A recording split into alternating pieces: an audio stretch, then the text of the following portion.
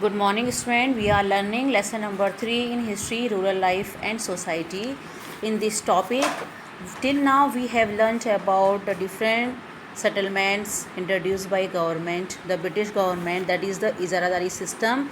1793, it was introduced by the Warren Hastings. According to this one, the people who is paying the more auctions was getting the land for the 5 years. Afterwards, when we have learnt about the permanent settlement which had been introduced by Lord Cornwallis in 1793, and it was a hereditary system. According to this one, jamidars and jagidars were real owner of their land. One hand side it was a beneficial for the British company, but other hand side it was having the great effect on the peasants. Their condition became more and more miserable. So student, in this way, this all the points already we have learned and we have talked in this topic. Afterwards, when I have explained to you the Rayatwadi settlements and the Mahalwadi settlement. Rayatwadi settlement introduced by Sir Thomas Munro in 1820. He was the governor at that time in the Madras Presidency, and afterward he spread the many parts, especially the Bombay other parts.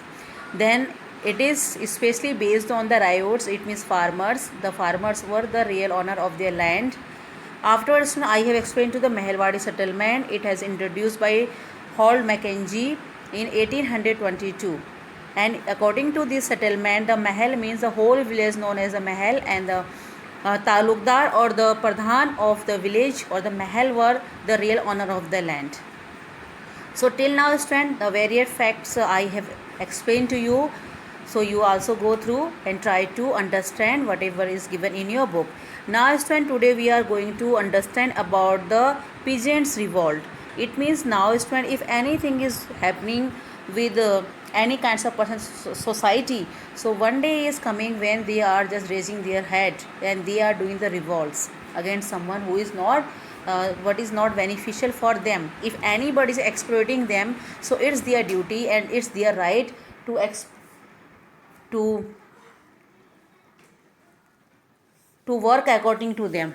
Okay, so that's why student, today we are going to learn about the revolt of 1859 by the peasants. It means especially this is known as the Indigo revolt. So what is Indigo, you will come to know, and why the people were forced to do the revolt against the British company. Now here you can understand Indigo revolt. Indigo is one kind of the plant. Okay, indigo is one kind of the plant. Actually, indigo is derived from the Latin word and the Greek indicum, and the indigo is derived from the Greek word indicon, and the Latin word indicum. Okay, so indigo is one kind of natural blue dye. It means it is a one kind of plant. From there we are getting the natural blue dye and coloring the cloths. You know, student, during the modern period, it means when the British company came here, there was a great demand of indigo in the European countries. In the Western countries, especially for the indigo from India. So that's why the Britishers, what they were doing, they are asking to the planters and the cultivators to grow the indigo. They were getting a great profit from the indigo plantation, but those were the real owner, or those were the poor cultivators, means farmers, they were not getting any kinds of profit, even though they have to pay all kinds of the costs to grow the indigo. Okay, so what is the reason behind it, we can understand here. Actually, at that time there was a great demand of indigo, especially from the India indigo, which is very good to dyeing the cloths. Okay, so that's why what were there, the indigo planters. Indigo planters means those who are having the big demand or from the British company to take the indigo from the poor cultivators. It means in any cost they have to grow. So the indigo planters, first there was the planters, those who are planting and asking to the poor cultivators. Cultivators mean those who are cultivating, those who are growing the indigo. Okay, so main role was the planters.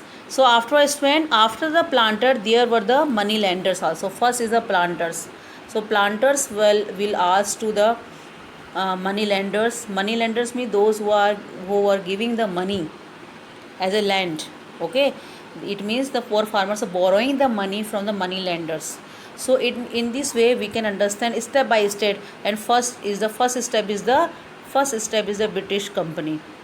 So in this way they all were the exploiter of the poor farmers. First the British company, then second is the planters, and third is the money lenders. So they were asking to the poor cultivators to grow the indigo, and sometimes what they are doing, they were not paying any kind of the cost to them. If so, student, in this way there were the great exploitation of the poor peasants. It means those were the planters. They were asking to the peasants, they will repay. It means they will take their loan if they will pay the indigo also fixed price. It means first of all they were paying, they were giving, they were lending the money to the poor farmers, and second they were asking to, if they are repaying their loan, okay, whatever they have borrowed from the money lenders, if they are repaying, so they will not, they have to pay the indigo as a fixed price. It means according to their wish, according to their choice, according to them, whatever the price they will settle for the indigo. So in this way, student, this was a totally exploitation of the poor farmers, because indigo is one kind of the plant, and there was, when one kind of farmers were growing the indigo, after it was not too fertile to growing the wheat and the paddy and other and the pulses, other crops on that land. So it was becoming totally like a barren land. Okay, students, so there were the many regions to start the revolt against the British company. So that's why what happened during the 1859, okay, the year of 1859, when the different kinds of the person, like especially Nadia district of Bengal, okay, and there were the some of the other persons like the Vishnu Charan Vishwas, Digambar Vishwas, and some other ones like the leaders like Kader Mola of Pabna and Rafiq Mondal of Mandla. These persons started slowly the revolts against the British, because they were totally exploiting to the indigo farmers.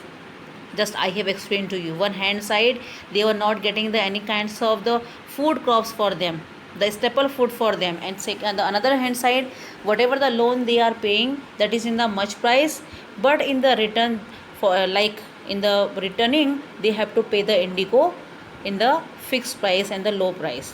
So this is the revolt against the British company. So what happened when these different kinds of persons, especially first of all in the Nadia district in Bengal, 1859 this revolt had been started. After slowly they were the different persons, just I explained to you, Vishnu Charan Vishwas, Digambar Vishwas, okay, then Rafiq Mondal from Malda, and the Kedar Mola from the Pabna. So these persons, when they started, lots of the, it means the huge population, they followed them. And what happened, slowly this effect got a great revolt against the British company, and finally the workshop and the British banned forcible indigo cultivation. It means the workshop of the indigo totally stopped, and the forcefully to growing the indigo from or asking to the poor farmer, it was totally banned. So in this way we can understand the indigo revolt. Now what was the impact of the peasants revolt? It means there was a revolt, even though it was not totally succeed, but it has been the given the British rule, but proved that the Indian peasants reaction were impulsive and spontaneous to such situations to not plant. It means the British got some kinds of the messages in easily they cannot exploit the poor farmers.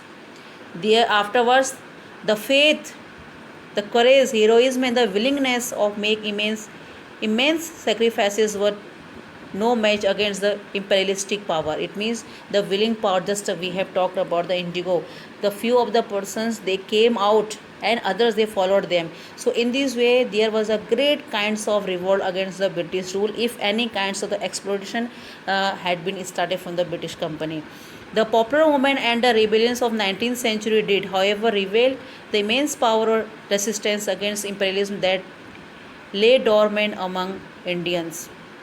Okay, so in this way we can understand this is somehow it had left a great impact on the Indian society, and on the other hand side on the British army, British company also. Afterwards, these news also have outbreak the British colonial powers merciless handling of such revolts reached the outside world. The real intent and the interests of the British were exposed. It may in this way this revolt also have opened and exposed the real face of British company, and in which way they are doing the and they are ruling over the India, how they are exploiting the poor farmer of India. So student, in this way there was a great impact of the peasant revolt that had been occurred in 1859.